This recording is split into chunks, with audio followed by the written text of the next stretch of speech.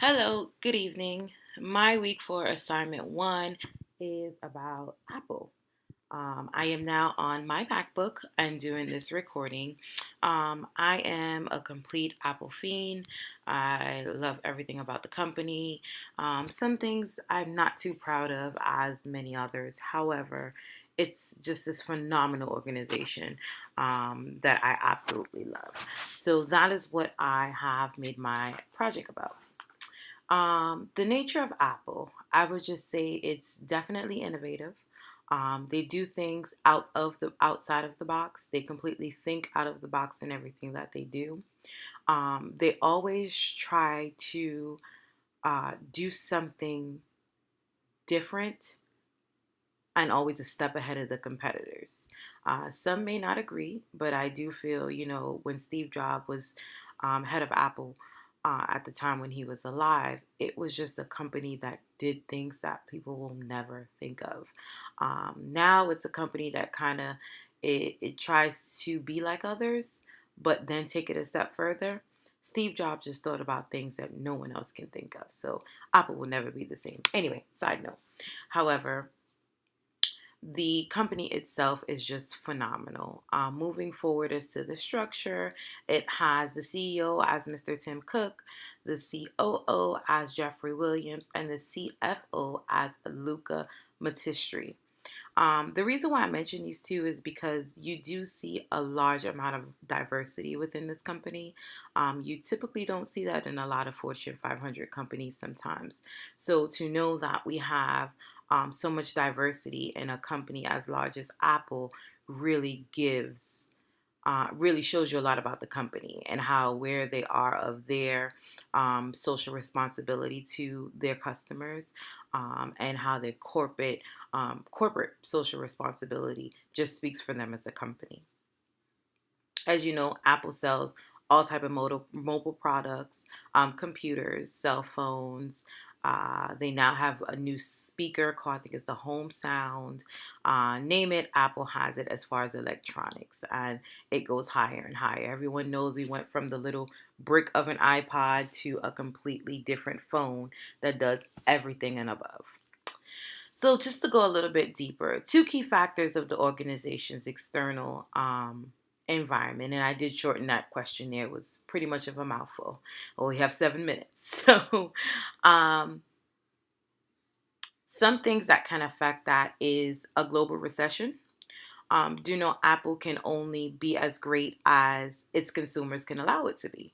Apple, it prides on the fact that every time there is a new phone or there's a new product, that there's lines out the doors of Best Buys and all these other retailers that people are standing for to purchase these products.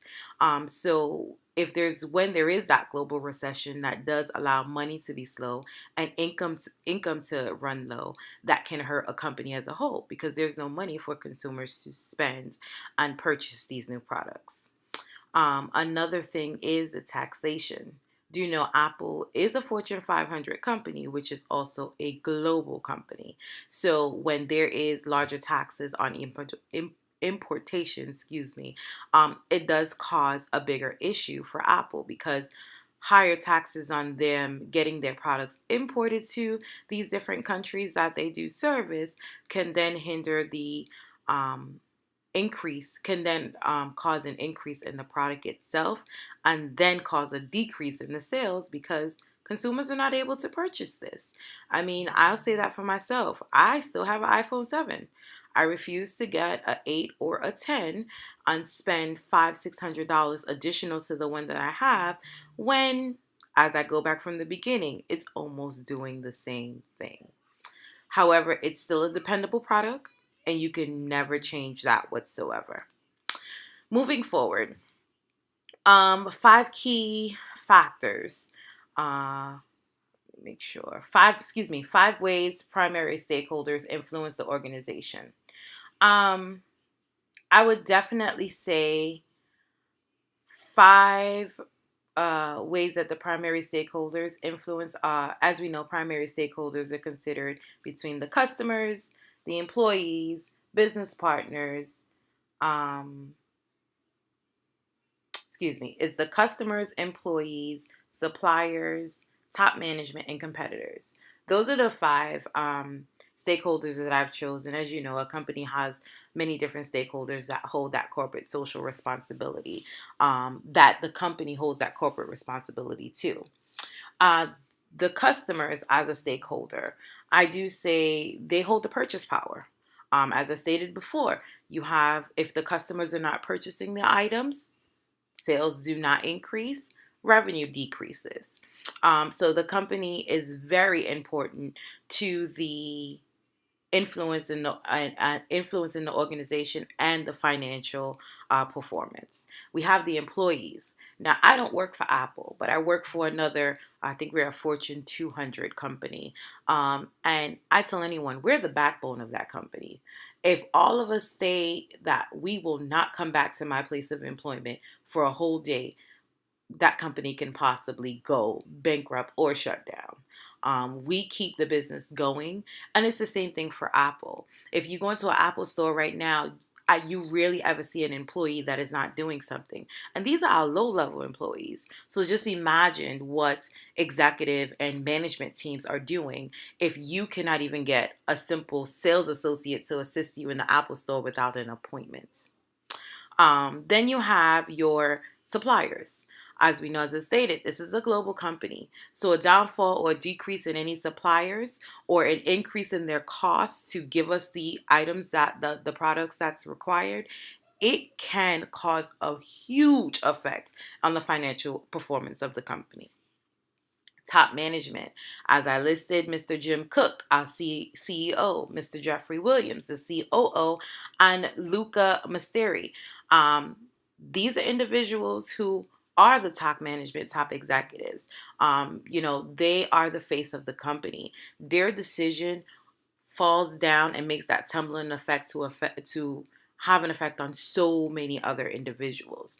So this is why if they make the wrong decision, that can hinder the company as a whole, and then it does affect the shareholders that's involved, and most importantly, it can affect the financial performance of the company.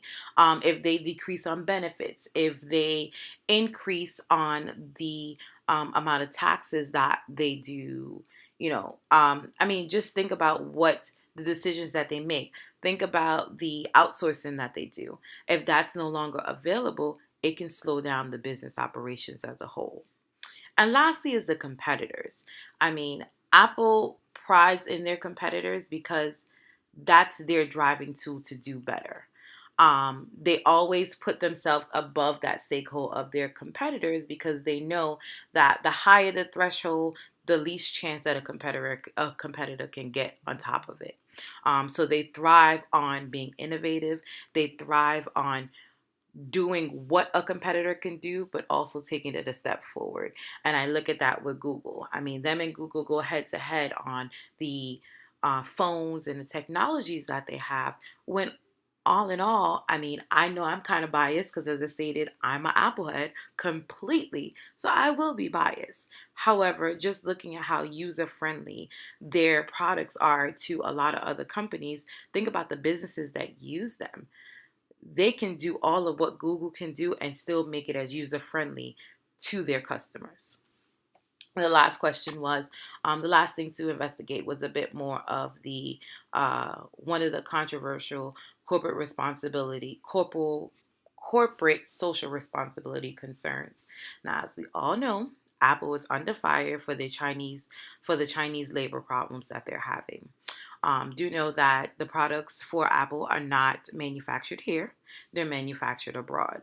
With that being said, they have employees working under very hazardous conditions, and those conditions can be harmful to the social responsibility of Apple itself. You have them working under conditions where they're working more than the 40 hours as what we require in the States, which I'm pretty sure may differ overseas. However, it's more than you are supposed to be working. Alongside with that, they're not trained to do this job. So that is causing it a more hazardous situation in itself because they are working with technology that can cause damage to themselves and to the establishment which they're working in. As of now, doing my research, Apple is speaking out about it and stating that they're trying to change those conditions.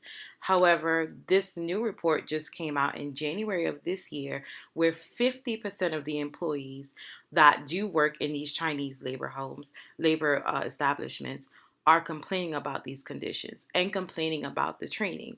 However, this is still one of the Fortune 500 companies.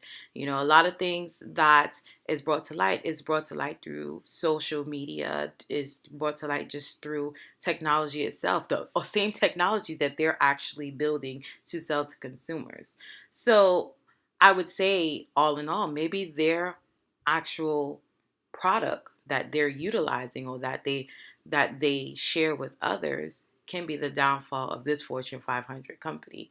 That's something to definitely look into. All in all, I will definitely say I still am one for Apple. I continuously use their products. I believe in the company. I believe in the brand. I believe in everything that they do help the community with as far as their education programs and so forth. I don't think any company is perfect. It's always some improvement because if you were perfect, then you wouldn't have competitors. There would be no other option for consumers. So they're definitely not perfect, and there is something that they can work on.